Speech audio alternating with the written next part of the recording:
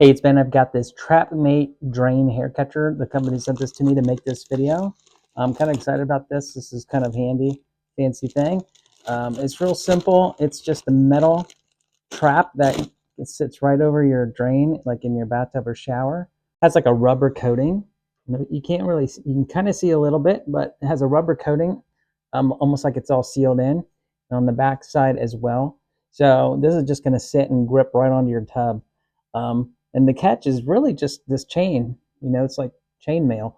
And if your drain is low, this will go down into your drain. If your drain is flat like mine, it's going to sit on top and it's still going to trap everything. So this is brilliant design that has this flexibility. If you have like a little stopper inside, it's just going to lay down right on top of that. Whatever you have, this should lay flat in pretty much any sort of design, and it's going to catch all that hair that's going down and clogging your drain.